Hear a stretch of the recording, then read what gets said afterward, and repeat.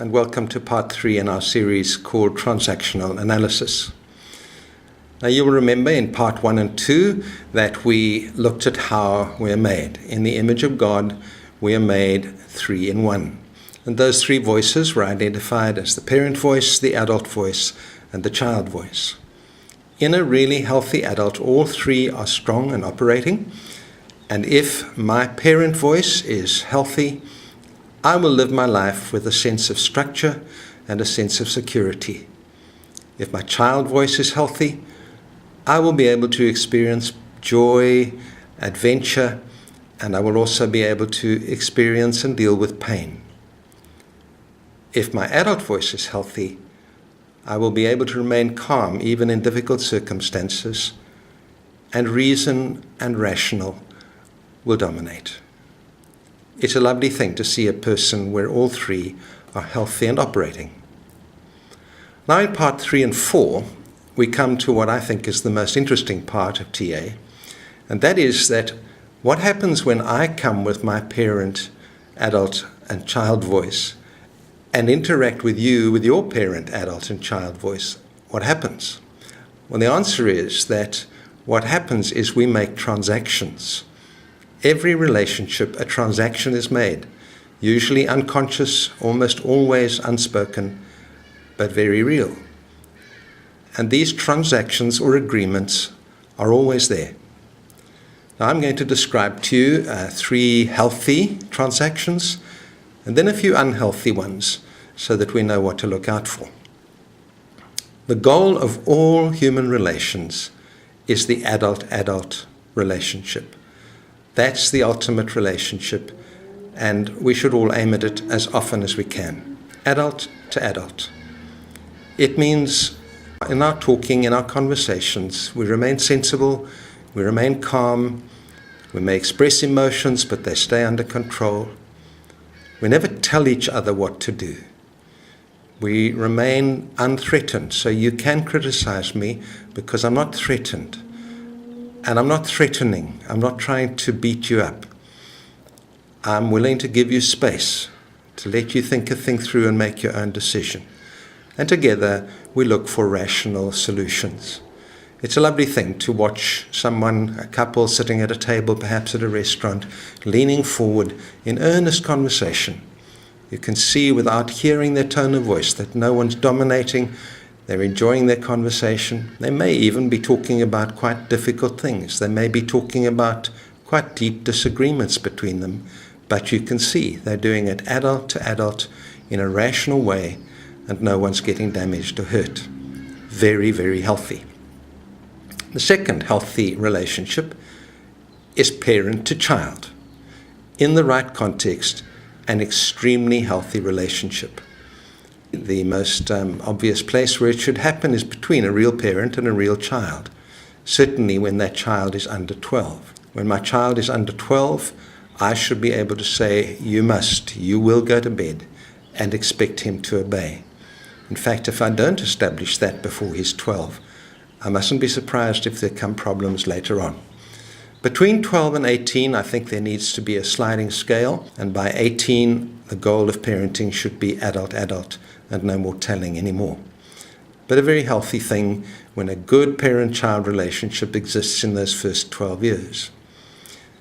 There are times, too, when it's healthy for 2 adults to be in a parent-child relationship, always just for a short time. For example, when one of them is in pain. Perhaps one has come home from work and he's lost his job and he's feeling really rejected and worried. The other might say, look, go to bed, I'll bring you supper in bed. Just go and get some rest. That is the one parenting the other, and the other being allowed to be a child just for a while in his pain. And then the third healthy relationship, and a lovely one to look at, is child to child. 2 children playing together. There's nothing nicer than watching children playing happily together. They don't always do it, but when they do, it's so nice to watch. Just for the sheer fun of it, just to see how much noise they can make. And sometimes it's all the more fun to watch them because they actually take it quite seriously. Child to child, a really healthy thing.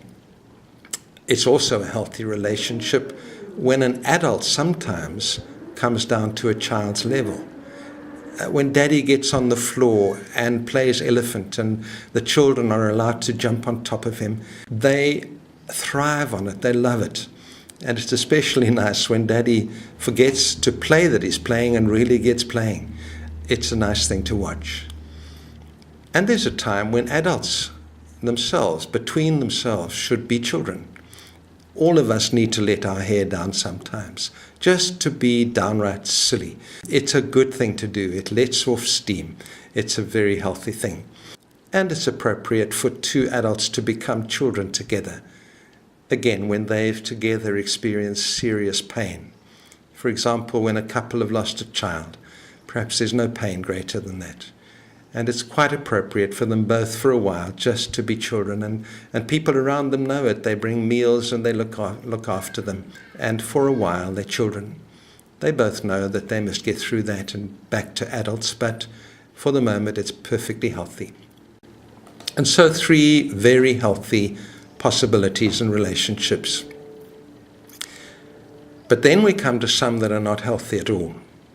There are times when the child-child relationship is extremely unhealthy and inappropriate. It's actually inappropriate in almost all adult relationships. Let me give you a scenario, because usually in marriage fights, they are being children together. Husband is sitting on the couch, watching television, eating chips and drinking his beer. And the wife comes through from the kitchen with a load of washing in her arms. And she just loses it. And she starts to shout at him and scream at him. She says things like never and always. And then perhaps she either bursts into tears or throws washing into the air and tells him he can do his own dirty washing in future, storms out of the room and slams the door. That's good child behavior. He, for his part, perhaps just carries on sitting watching television and completely ignores her. Ignoring someone's silence is a real child reaction. Remember, silence can be violence. And there he sits with his beer and his chips watching television. Perhaps we just need to give him a dummy and a blankie and the childhood image will be complete. Now, there may be times when it's not a bad idea for her to throw the washing in the air just to fully express the frustration she's feeling. But by and large, it's an unacceptable and dangerous relationship to get into, especially on an ongoing basis. The trouble is that when I'm in the child mode, emotion takes over. That's actually the very definition of the child mode. My emotion takes over. And when that happens, I'm in danger of saying things I wish I hadn't said. I need to be very careful in the child voice of using what we call deadly weapons. Now, deadly weapons are anything you can't take back that you wish you could, particularly words like always and never, because those are generalized character words. Generally speaking, the adult attacks behavior but doesn't attack character. Except in the very few cases where character is the problem, well, then that needs to be dealt with. So be very careful of those deadly weapons. It's especially dangerous when someone is drunk. Alcohol lowers our inhibitions, which is just another way of talking about getting us into the child voice. Almost everything said when someone is drunk is said in the child voice. Now, sometimes a husband will say something really terrible in that time, like, I never really wanted to marry you anyway. Now, after he's sober, he might say to his wife, oh, I didn't mean that, I was just drunk. But she will carry with her the question, did he perhaps, when he was drunk, say what he really meant? Or a mother who, in her drunkenness, says to a daughter, I never really wanted you. You were a mistake. I know of many children who have carried that sort of sentence with them for the rest of their lives. So I need to be really careful in the child voice, in my temper, in my drunkenness, whatever it might be. of not saying things I can't take back again. When my wife began high school, her first day in high school, for some reason a teacher wrote on the board a little poem, a very good little poem. Boys flying kites, wind in their white-winged birds. But you can't do that when you're flying words. And so I need to be very careful that I don't get into these relationships. Now, the parent to the child relationship is inappropriate in almost all relationships. For example, a boss to an employee, it's very tempting for him to adopt the parent-child relationship. I'm after all the boss and you are paid to do what you're told. Well, that actually is true. And I know that I'm paid to do what I'm told. But that doesn't mean to say you need to come in here and give me orders and behave like someone vastly superior to me. You generally can ask me to do things. Would you mind typing this memorandum? I'm not going to say yes, I would mind. But the parent-child relationship is almost always inappropriate with anyone over the age of 18 on an ongoing basis. It really isn't appropriate. It happens often in marriage. Many marriages where one partner dominates or tries to dominate the other for month after month, year after year. And it's not always the man. Wives do it just the same. The Bible talks about a nagging wife is like a dripping tap. And so I need to be very careful not to be a parent in one of those relationships, and if necessary, to take steps not to be treated as a child in those relationships. And by the way, quite often where you see what appears to be a parent-child relationship, it actually isn't. It's a child-child relationship in disguise.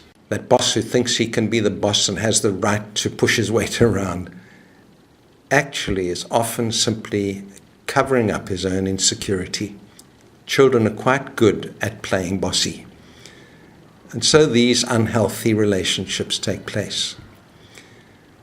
Now, it's quite difficult when you are trying to hold an adult relationship with someone else, but they come back at you with the child relationship and try to force you into a parent-child or a child-child relationship. We've already seen how some people fit in the mold of being a helpful child or a hurtful child or a helpless child. And it's really difficult. You come to them with the adult voice and they just come back with, oh, I don't think I can do it, or with some comment that hurts you for having asked them. Very tempting to slip, but just don't allow yourself to do it. Stay with the adult, even if they want to stay with the child. Well, there we have some of the healthy and the unhealthy relationships that people get into. Let me just give you a few examples of conversations between people, and just for fun, see if you can identify which voices they're using. The first is the boss comes in and says to his secretary, have you been able to write that report? And she replies, yes, I'm about to email it to you. What relationship is that? Well, it's a good, healthy adult-to-adult relationship. That's the aim that we have. Try this one. Worker A says, hey, the bosses are in a meeting all afternoon. Would you like to do a bunk and go and watch a movie with me instead? And worker B says, I'd love to. I don't feel like working anymore. What should we go and see? Well, that's a child-child relationship. They're both being children and being naughty. And for one afternoon, that might be a good idea. Maybe they really are under pressure. They've done a lot of work and they need a break. And they'll come back tomorrow morning a little bit guilty, a little anxious lest they get caught out, but really get back to work. Now and again, not a bad thing. Ongoing, a real problem. Try this one. Parent comes into the room and says to the teenager, you should have your room tidy by now. The teenager responds, will you stop hassling me? I'll do everything when I'm ready. Well, that is, of course, an inappropriate parent-child relationship. By 15 or so, I don't think the parent should quite be using that kind of language. may be appropriate if the child were 10. Let's go back to the first one again. The boss comes in and says, "Have you been able to write that report yet?" And the secretary answers, "Will you stop hassling me? I'll do it eventually." That's what we call a crossed relationship, where the one comes in trying to be adult to adult. The other one responds in the child voice. Now they're at cross purposes. And the question is, which voice will prevail? The boss might stay adult, or he might take the bait and slip down to the child voice and answer, "If you don't change your attitude, I'm going to get you fired." And just like that, they've slipped into the child-child relationship. It happens so easily. So what are the solutions to these things when you find yourself in one of these relationships that just aren't what they need to be? I'm going to give you 2 answers, although I think there are more and it's a little more complex, but here are 2 to start with. Number 1, be brutally honest with yourself about the relationships and particularly about the voices you're using in that relationship. AA, Alcoholics Anonymous, I think it's step 4 of the 12-step plan is this: make a searching and fearless moral inventory of ourselves. Very little real change takes place until I'm willing to do that. Make a searching and fearless moral inventory of ourselves. Because until I acknowledge and understand what voice I'm using, I'm not going to change it very much. And then step 2, change to the adult voice. Whatever the other person does, you change to the adult voice. It's the only way to go. Change is always brought about through the adult voice. The adult voice is a very powerful thing. I can remember numbers of women who've come to me during my ministry, very often in the child voice, because their marriage is going wrong. The husband has been possibly putting them in a parent-child voice for many years, and they've accepted it. They whine, they cry, they ask themselves how they're to blame. And now he's committed adultery. And so she comes into my office quite broken, and appropriately in a way in the child voice. I then perhaps go through with her this teaching of TA, and then start training her to speak in the adult voice. A sentence that I often encourage them to go home and use after that first session is this one. Say to your husband, "I'm reviewing our relationship at the moment, and I will let you know when I've decided what to do." Now that's a great sentence, because it indicates I'm reviewing, I'm taking back control of my life and thinking about it. Note, thinking about it. And I will decide what to do. I will take responsibility. Now that's a very adult way of speaking, but it's got tremendous power to it. And I have seen 2 or more marriages saved simply by the wife changing to that voice. And so the call in TA is for us to grow up. Ephesians chapter 4 verse 14 says, "No longer be infants, tossed to and fro by every wind." That's a very good description of the child voice. We're tossed to and fro. We're very insecure. But the scripture goes on to say, "In all things, grow up into him who is the head, that is Christ." In part 4, we will look at things called games and scripts, and I think you'll find that interesting too.